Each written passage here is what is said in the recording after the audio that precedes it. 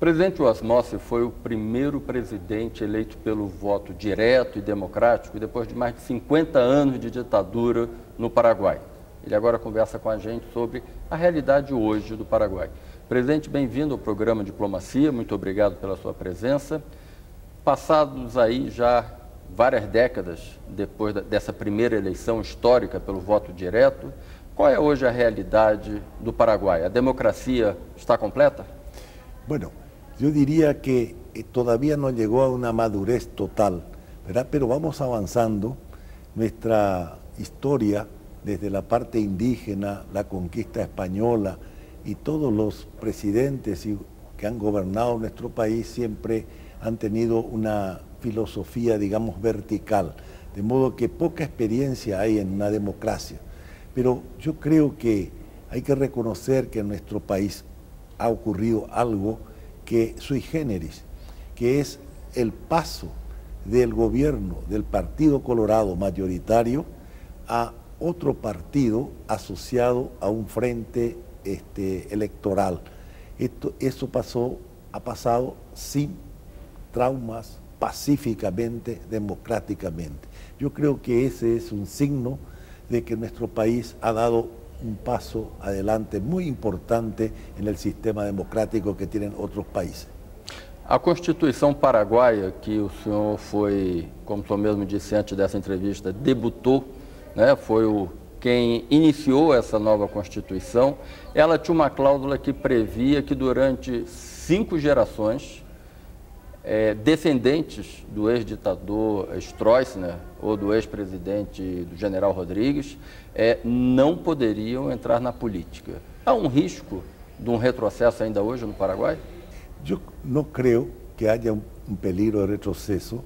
Se ha copiado a Constituição nesse sentido, a Constituição de Costa Rica, donde está taxativamente puesto de que en ningún caso un presidente puede ser reelecto, ¿verdad? Ni alternativamente, en ningún caso. De modo que con eso se trató de evitar volver al pasado. Falando um pouco sobre integração regional, o Mercosul acaba de completar 20 anos, há quem diga que é um sucesso, há quem diga que o Mercosul trilhou um caminho errado do que foi imaginado. Olhando, o senhor que esteve presente, inclusive, no Tratado de Ouro Preto, olhando para o passado e olhando para hoje, o Mercosul está contente ou ainda falta muita coisa? Como resumen, les puedo decir que mientras no se instituyan las organizaciones que hacen a la parte, digamos, judicial, entidades supranacionales que legislen y que juzguen, no va a haber una integración. E o senhor fala do pleito paraguaio de se criar um tribunal supranacional em Asunción. Es lo que, no digo para Asunción, pero creo que la Constitución de Brasil impide. Ese es creo el impedimento para llegar a eso. Pero para que haya una verdadera integración, como la europea, por ejemplo, la Unión Europea, existen las instituciones supranacionales que legislan y que juzguen. Y con eso realmente todos los países están en igualdad de condiciones. Hoy en día los países más grandes como Brasil y Argentina, diría yo, no han invertido para que Uruguay y Paraguay, como el caso de España y Portugal en la Unión Europea, que han recibido millones y millones de euros, en aquel entonces eran dólares, para que ellos puedan, digamos, integrarse en un nivel casi parecido e não com estas assimetrias que temos hoje. O FOSEM, o Fundo de Compensação Econômica, que é justamente para financiar e tentar superar essas diferenças entre os países, o senhor acha que não tem resolvido o problema? Não, está resolvendo.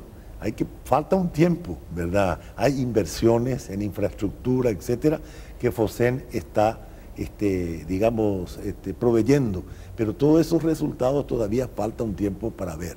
O Brasil e a Argentina se preparam para fazer a primeira eleição direta dos parlamentares do Parlamento do Mercosul. O Paraguai já realizou a sua eleição direta. E há um pleito entre os parlamentares do Mercosul que o Parlasul venha a ser um órgão deliberativo, né? Um parlamento que possa aprovar leis supranacionais. O senhor acha isso factível? Yo creo que para eso hay que tener un poquito más de madurez. Yo no soy partidario de avanzar muy rápidamente en las cosas, sino tratar de ir haciendo por etapas eso. Además, dejar para que los países todavía hagan sus leyes y posteriormente, a través de este Parlasur, ir tratando de igualar o hacer algo semejante en los países. Pero como conozco nuestra idiosincrasia, no creo pegar saltos, sino ir despacito. E quanto à entrada da Venezuela? Hoje falta apenas o Paraguai a tomar uma decisão. O senhor, que é senador vitalício no Parlamento Paraguaio, o assunto parece que tem uma resistência grande justamente no Senado. Qual é a visão paraguaia? A Venezuela estará em breve no Mercosul? Yo quiero mucho a Venezuela, un pueblo hermano, pero hay una cláusula democrática que, como usted sabe y el mundo sabe, que el señor Chávez no es nada democrático. Una vez que termine su mandato Chávez, yo voy a tratar también de promocionar el ingreso de Venezuela al Mercosur. Pero mientras tanto, existe un peligro. Miren la influencia que ha tenido el señor Chávez en Correa, ¿verdad? En Bolivia, etcétera, etcétera. Y no queremos que esto, que es una integración económica y de personas, venga a transformarse en una integración para el quehacer político con la filosofía que tiene hoy Chávez. De modo que ese es el motivo por el cual el Senado paraguayo impide el ingreso de Venezuela. Mas alguns analistas entendem que a entrada da Venezuela iria diminuir o peso de Brasil e Argentina, tornando um debate mais democrático, mais plural no âmbito do Mercosul e favorecendo inclusive países menores como Uruguai e Paraguai. O senhor... No creo. No creo porque, vamos a hablar yo voy a hablar de Paraguay, tenemos muy poco comercio, diría yo, con Venezuela, con Colombia, etcétera. Más bien, nuestro nivel de integración real es con Argentina, Brasil, Bolívia e Uruguai. E quanto à questão de Itaipu? Durante mais ou menos quase 2 anos, né, as chamadas notas reversais pelas quais o Brasil iria rever o pagamento da energia não utilizada pelo Paraguai. O senhor acha que o resultado final atende plenamente os anseios paraguaios? El Tratado de Itaipú es un monumento jurídico, a mi criterio.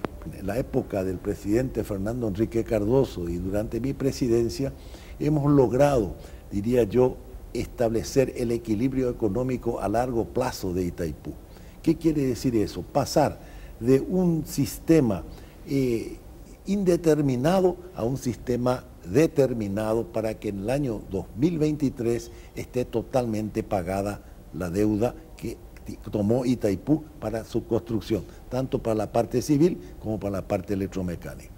Ahora, su pregunta, en la nota reversal de 1986 está determinada la fórmula cómo tiene que ir pagándose los royalties y los resarcimientos tanto a Electrobras como a ANDE y la cesión de energía que el Paraguay hace al Brasil al no utilizarla, que no son 320 millones, 360 millones como están diciendo, sino son 314. Ahora, mucha gente dice que es poco, que es mucho, etc. Hay una fórmula que hay que respetarla.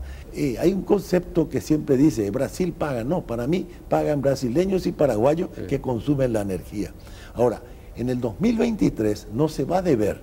Mucha gente cree que el tratado ahí termina. No termina el tratado. Ahí se tendrá que ver qué se hace con la tarifa. En el 2023 ya no se va a deber. Entonces sale este ítem. Por lo tanto, hay 2 alternativas. O bajar la tarifa, ¿verdad?